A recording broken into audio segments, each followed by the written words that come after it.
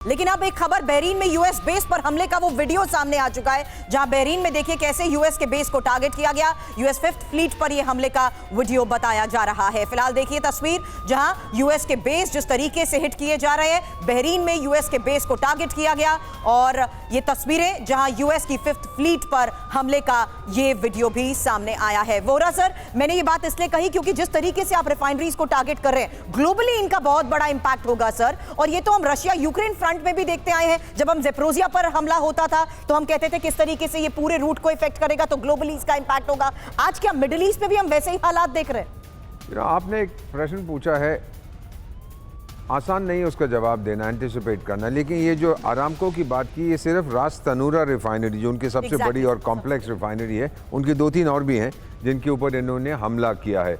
मेरा ख्याल 0.5 मिलियन या 6 लाख टन बैरल तेल ये रोज़ प्रोसेस करते हैं, तो बहुत बड़ी कॉम्प्लेक्स रिफाइनरी है। अब जो आपने जिक्र किया है कि क्या असर इसका पड़ेगा, एक चीज़ मैं आपको बताऊं, अगेन कनेक्टेड विद दिस, क्योंकि रूस का आपने नाम लिया है, तो रूस क्यों नहीं आया ईरान के डिफेंस के लिए? उनकी तो बड़ी अग्रीमेंट है कि अगर कोई होगा हमला तो हमारी म्यूचुअल डिफेंस। मैं बता देता हूं क्या किया उन्होंने। सारी दुनिया को ये संदेश दिया है रूस ने। उन्होंने बहुत लीगल टर्म्स यूज़ किए हैं कि अमेरिका कह रहा है, इजराइल कह रहा है कि हम ईरान पे हमला नहीं कर रहे हैं, हम तो टेररिस्ट इंफ्रास्ट्रक्चर को डिस्ट्रॉय कर रहे हैं, उसमें रूस का क्या रोल है? तो ये सॉफिस्ट्री जिसको अंग्रेजी में कहते हैं, ये बहानेबाजी से अकेला पड़ गया है बिल्कुल ईरान। तो यस, असर पड़ेगा अगर रिफाइनिंग कैपेसिटी कम हो जाती। ये भी खबर आई है अभी अबाउट, सर रूस ने डोनाल्ड ट्रंप को अपराधी माना है, अपराधी कहा है डोनाल्ड ट्रंप को, और ये कहा है कि अमेरिका जो है उसका असली चेहरा सामने आ गया। डोनाल्ड ट्रंप कितने बड़े शांति दूत हैं ये पता चल गया दुनिया को। ये आपने बिल्कुल सही फरमाया, गाली जरूर देगा, करेगा कुछ नहीं। और ये जो रास तनूरा रिफाइनरी, अभी मेरे पास मेरे इजरायली ग्रुप की खबर आ रही है, उसकी प्रोडक्शन फिर शुरू हो गई है। अब सच्चाई क्या है मैं नहीं जानता, कि छोटी सी फायर लगी थी उसको बुझा दिया है।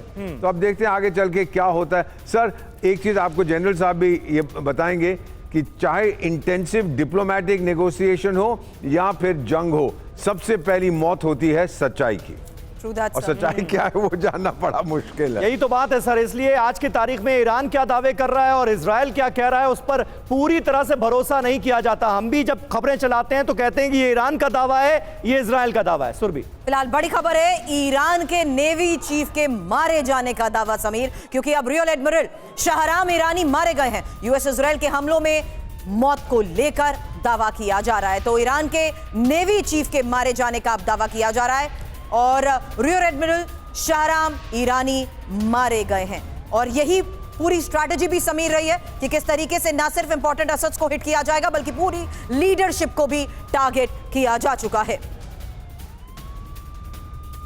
और इस बीच एक और अहम खबर बहरीन से। बहरीन में अमेरिकी नेवल बेस पर अटैक किया गया और बेस से काला धुआं उठता नजर आया।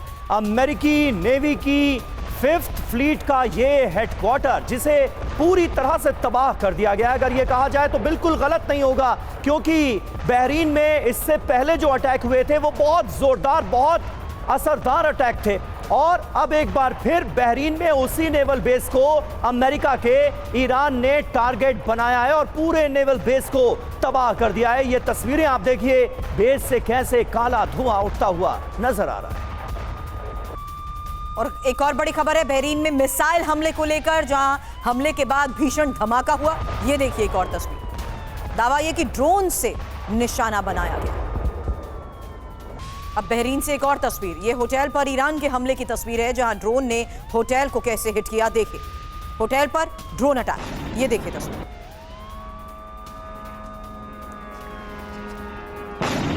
समीर, अलग अलग तस्वीरें सामने आ रही हैं, जहां साफ है कि किस तरीके से ड्रोन्स को भी मार गिराने का दावा किया जा रहा है। मुझे लगता है ये वही तस्वीर है जहां किस तरीके से ये ड्रोन हमला होने वाला था, लेकिन उससे पहले ही उसे हवा में नष्ट कर दिया गया। देखिए बहरीन में जो कुछ हो रहा है वो अपने आप में हाहाकारी है। ईरानी कोहराम नजर आ रहा है बहरीन में। 48 घंटे में बहरीन पर दूसरा हमला हुआ है। अमेरिकी बेस को बनाया गया निशाना, निशाने पर अमेरिकी नेवी की फिफ्थ फ्लीट का हेडक्वार्टर, बेस से काला धुआं उठता नजर आ रहा है। होटल पर भी यहां ड्रोन से हमला किया गया है। हमारे साथ इस वक्त ब्रजेश मिश्रा जी फ्रांस से मौजूद हैं।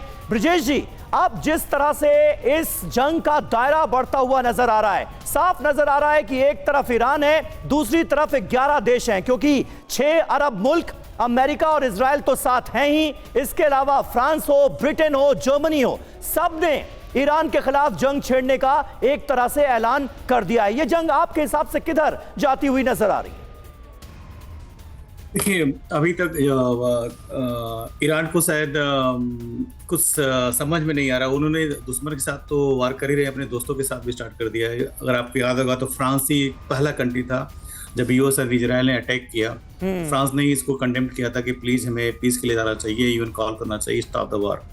लेकिन ईरान ने उस अपॉर्चुनिटी को मिस किया। तो अगर इस तरह से रहा तो ऑफकोर्स ईरान को काफ़ी लॉस और भी होने वाले हैं, क्योंकि अभी एक इमोशनल सपोर्ट जो था वो खत्म हो रहा है।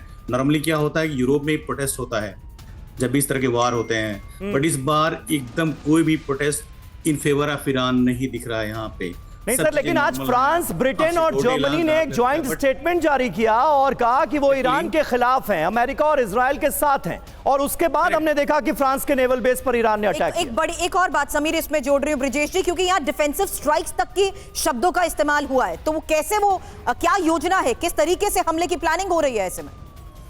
देखिए, फ्रांस आपको से अलर्ट है। मैं भी बताया था, उन्होंने उनके न्यूक्लियर एयरक्राफ्ट सीटीजी एयरपोर्ट पे डाल भी दिया। उन्होंने मैसेज बहुत स्ट्रिक्टली दिया है कि अगर दोबारा फिर अगर ईरान इस तरह से करता है, फ्रांस तो अभी वार के लिए नहीं जाएगा ऑफकोर्स, फ्रांस और जर्मनी और यूएस यूके, बट अगर दोबारा अगर इनके एयरबेस पे आए जो ओरिजिनल इनके कंटेंट बने हुए हैं मिडिल ईस्ट में, अगर वहाँ पर अटैक करता है दोबारा या उनके एम्बेसी पे कहीं हिट करने की कोशिश करता है, definitely they are going to response in very hard वे।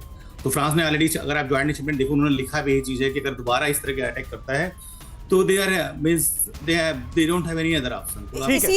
इसी प्लानिंग को लेकर समीर ये एक इन्फॉर्मेशन, क्योंकि फ्रांस रेड सी में नेवल प्रेजेंस बढ़ा रहा है, जर्मनी यूरोपियन डिफेंस सिस्टम को एक्टिवेट कर रहा है, और ब्रिटिश जेट्स पहले से ही इनकमिंग थ्रेट्स को इंटरसेप्ट करने की बात कह चुके हैं।